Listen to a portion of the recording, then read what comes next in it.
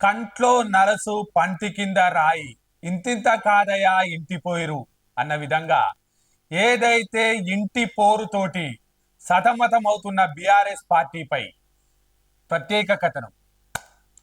తెలంగాణ రాష్ట్రానికి సంబంధించి 10 సంవత్సరాల అధికారంలో ఉన్నటువంటి బీఆర్ఎస్ పార్టీ 39 ఎమ్మెల్యేలను ఇచ్చి ప్రధాన ప్రతిపక్ష హోదా నిలబెట్టితే తెలంగాణ రాష్ట్రానికి సంబంధించి 4 కోట్ల ప్రజలు వర్ష బీభత్సంతో వరద ప్రభావితంతో ఇబ్బందికర పరిస్థితుల్లో ఉంటే ప్రజలను పట్టించుకోవాల్సిన బీఆర్ఎస్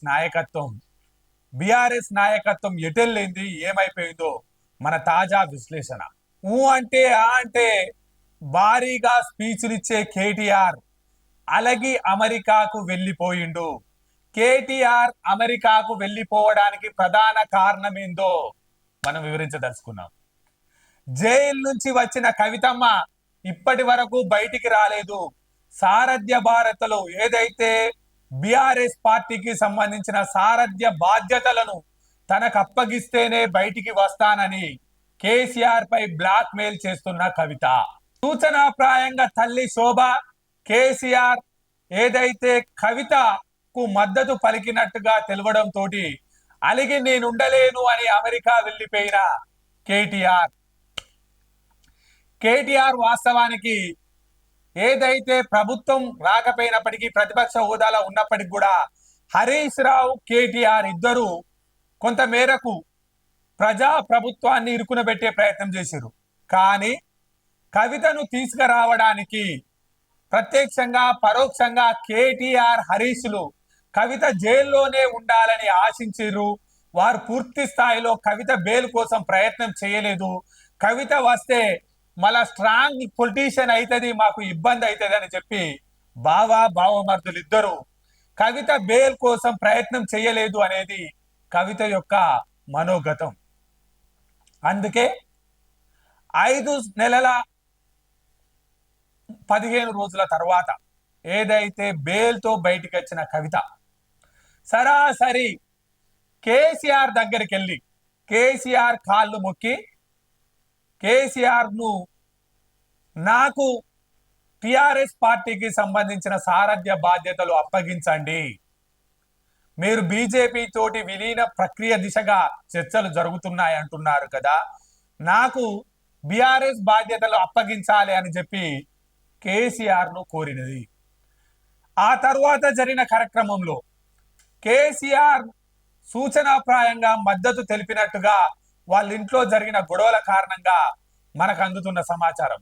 దానిపై కేటీఆర్ అట్లెట్లా ఉంటది, నేను పట్టుకొని పనిచేసిన కదా, నేను ఏడ్చిన కదా, నాకు కదా మీ తర్వాత అధికార బాధ్యతలు ఇవ్వాల్సింది, అధ్యక్ష బాధ్యత ఇవ్వాల్సింది అని కేటీఆర్ గట్టిగానే కేసీఆర్ పై నోరు పారేసుకున్నట్టుగా మనకు సమాచారం అందుతా ఉన్నది. అధికారం ఉన్నప్పుడు పూర్తిగా సంతోషంగా నడిచినటువంటి కేసీఆర్ ఫ్యామిలీలో ఎప్పుడైతే ప్రజా ప్రభుత్వం అధికారంలోకి వచ్చిన తర్వాతనే జరిగిన పరిణామ కార్యక్రమాలల్లా కేటీఆర్ హరీష్ ఇరువురు కొట్టుకునే పరిస్థితి వచ్చినప్పుడే మధ్యలో కేసీఆర్ వెళ్తే పాపం కేసీఆర్ కాలు తుంటి భాగం విరిగినట్టుగా గుసగుసలు వినిపించినాయి. దానికి సంబంధించిన విజువల్స్ను మనం హాస్పిటల్లో చూడవచ్చు.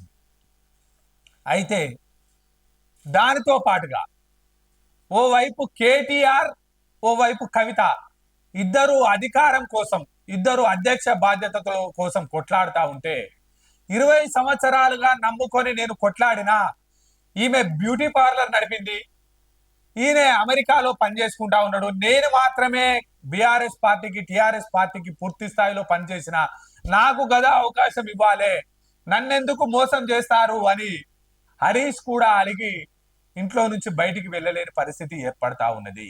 ఓవైపు కవిత బెయిల్ కోసం మోడీ దగ్గర మోకరిల్లిన కేసీఆర్ ఇప్పుడు తప్పనిసరి పరిస్థితుల్లో, విధిలేని పరిస్థితుల్లో బీఆర్ఎస్ పార్టీని బీజేపీలో విలీనం చేయవలసిందిగా హుకుం జారీ చేసిన కేంద్ర ప్రభుత్వం.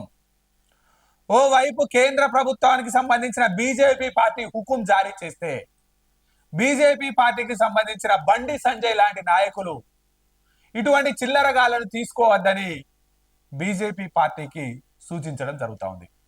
విధి లేని పరిస్థితుల్లో బీజేపీ పార్టీలో బీఆర్ఎస్ ను విలీనం చేయాల్సి వస్తుండగా నాకు అధికారం ఇవ్వాలని కవిత, లేదు లేదు నేనే కష్టపడ్డానన్నాయి కేటీఆర్ ఇరువురు లొల్లి పెట్టుకుంటా ఉంటే, కవిత నేను 5.5 నెలలు జైల్లో ఉన్నా, నా మీద సింపతి క్రియేట్ అయి ఉంది, నేను రాష్ట్రమంతా సుడిగాలి పర్యటన చేస్తా, అన్న ఎక్కడికి వెళ్ళినా కబ్జా కోరు, Rakul Rao, drugs leader, pubs leader, real estate leader, కమిషన్ల లీడరు అంటుండ్రు, నన్ను అంటలేరు అని చెప్పి కవిత వాళ్ళ తల్లిదండ్రులకు చెప్పుకునే ప్రయత్నం చేసింది. అసలు తెలంగాణ రాష్ట్రంలో ఓడిపోయేందుకే కారణము నువ్వు చేసిన చండాలమైన పనే. జాగృతితోటి 100 కోట్లు వసూలు చేసినవు. పేద ప్రజలకు సంబంధించి ఎవరు ఏ మహిళ కూడా మద్యపానాన్ని నిషేధించాలని కోరితే తెలంగాణ ప్రజలు చీత్కరించుకునే విధంగా ఢిల్లీ నడిబొడ్డుల్లో సారా దంద చేసినవు. నువ్వు సారా దంద చేయడం వల్లనే తెలంగాణ రాష్ట్రంలో మనం ఓడిపోవాల్సి వచ్చింది. నీ గనక అధ్యక్ష బాధ్యతలు ఇస్తే బీఆర్ఎస్ పార్టీ పూర్తిగా సర్వనాశనం అవుతుందని ఓ పక్క కేటీఆర్లు చేస్తా ఉన్నారు. వీళ్ళిద్దరిలో ఇట్లా ఉంటే తెలంగాణ రాష్ట్ర ప్రజలకు ఎప్పటికప్పుడు మానిటరింగ్ చేస్తూ మామ ఆశీస్సులు తీసుకుంటూ నన్ను ఎంత చిన్నతనంతో చూసినా ఎన్నడుకున్నా నాకు అధ్యక్ష బాధ్యతలు అత్తయ్యనే నేనున్నా అని చెప్పి హరీష్ రావు ఆయన వారసన ఉంటా ఉంది. అందుకే అలిగిన టిల్లు అమెరికాలో ఉన్నాడు. పూర్తిగా నువ్వు హామీ ఇస్తేనే బయటికి వెళ్తా అని కవితమ్మ ఇంట్లో ఫామ్ హౌస్ లో వండుకుంది. ఎటు తెలుసుకోలేక కేసీఆర్ బిక్కుమని కూర్చుంటాడు. ఓవైపు కేంద్ర ప్రభుత్వ హుకుం, మరోవైపు అల్లుడు పార్టీని చీల్చుతాడేమోనన్న భయం పూర్తిగా వెరసి బీఆర్ఎస్ పార్టీ భయాందోళనలతో భవిష్యత్తు ప్రశ్నార్థకరంగా ఉన్నది. పాపం ఇటువంటి పరిస్థితి వస్తుందని కేటీఆర్ ఫ్యామిలీ ఊహించలేదు. ఇది మన వైనాల రాజు న్యూస్ ఛానల్ లో వినిపిస్తున్నటువంటి బీఆర్ఎస్ పార్టీకి సంబంధించిన కథనం.